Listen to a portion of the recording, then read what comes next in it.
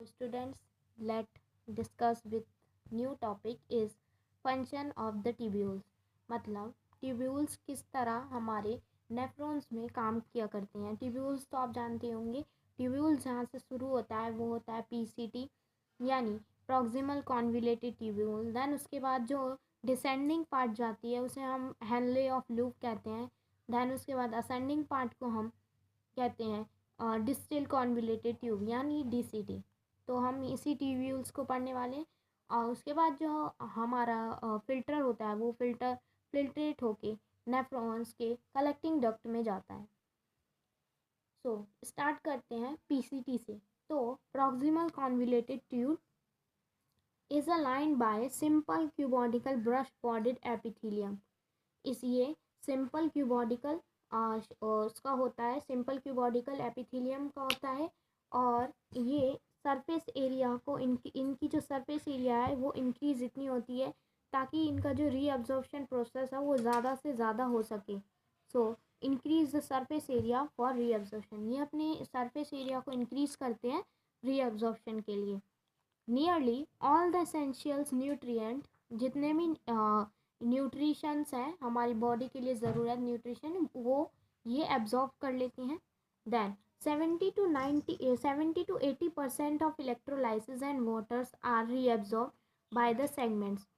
सो 70 से 80% पीसीटी जो है वाटर और आयंस को रीअब्जॉर्ब कर लेता है अपने अंदर। PCT always help to maintain the pH of and ionic balance of the body fluid. और पीसीटी हमारी बॉडी में जो वाटर है और आयंस के जो मतलब मिक्सचर है उसे भी बॉडी फ्लूइड को मेंटेन रखता है यानी ऑस्मोलर रेगुलेटरी को कंट्रोल करता है। Selective secretions of hydrogens ion and ammonia into the filtrate and by absorptions of hydrocarbonates from it।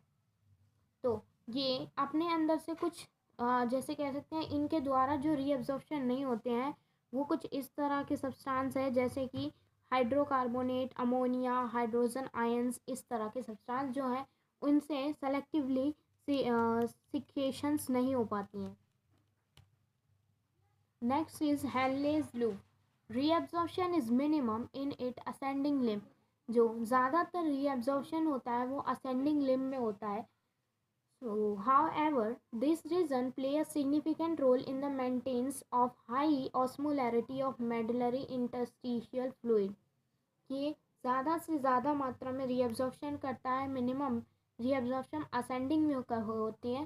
तो इसका significant role है कि ये ऑस्मोलैरिटी को रेगुलेट कर मेंटेन करके रखता है। Maintenance of high osmolarity of medullary interstitial fluid. The descending limb of loop of Henle is permeable of to water. जो डिसेंडिंग लिम्ब होता है लूप ऑफ हेनले का वो परमिएबल होता है सिर्फ और सिर्फ वाटर के लिए, यानी उनसे खाली वाटर पास हो सकते हैं और कोई भी नहीं। But almost impermeable to electrolysis, यानी बाकी आयंस के लिए ये इम्परमिएबल होता है। कौन? Descending loop Henle. This concentrate the filtrate as it move down. ये वाटर को कंसनट्रेट करने में हेल्प भी करता है।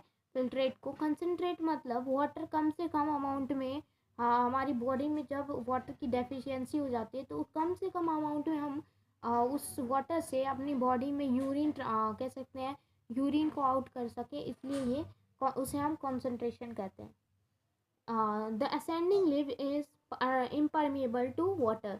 जबकि जो असेंडिंग लिम्ब है वो इम्परमिएबल होता है वाटर के लिए, और जो परमिएबल होता है अलाउ होता है इलेक्ट्रोलाइसिस यानी आयंस के लिए, और पैसिवली फ्लो। यानी पैसिवली फ्लो मतलब इसमें जो है मतलब नॉर्मली हमें एनर्जी की ज़रूरत नहीं पड़ेगी, ये पैसिवली फ्लो होती है यानी high to low concentration move होती है। Therefore as a concentrated filtrate pass upward it get diluted due to passage of electrolysis to the medullary fluid। So next is distal convoluted tube DCT। Conditional reabsorptions of sodium and water take place in the segment reabsorption इसमें sodium और water का होता है। DCT is a capable of reabsorption, ये capable होते हैं hydrocarbonate के लिए and selectively secretions of hydrogen and potassium ions and maintain an ammonium to maintain the pH and sodium potassium balance in blood.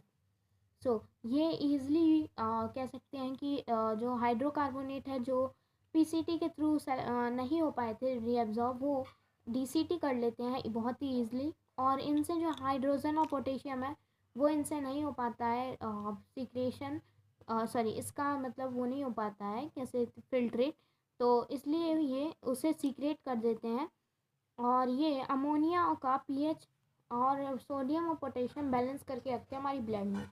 सो आगे है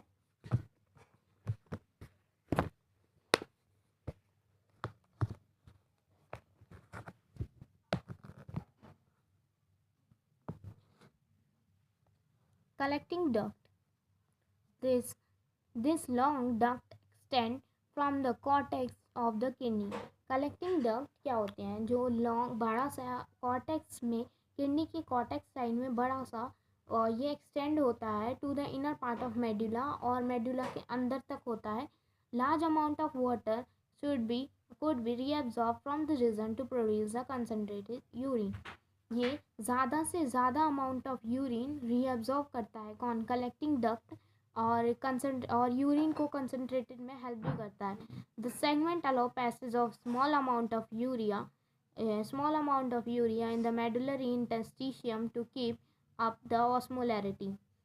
सो ये ऑस्मोलैरिटी को भी मेंटेन करके रखता है। It also play a role in the maintenance of pH, और यहाँ तक कि pH एंड आयोनिक बैलेंस भी ब्लड में बना के रखता है। सो अच्छा लगा तो लाइक करना।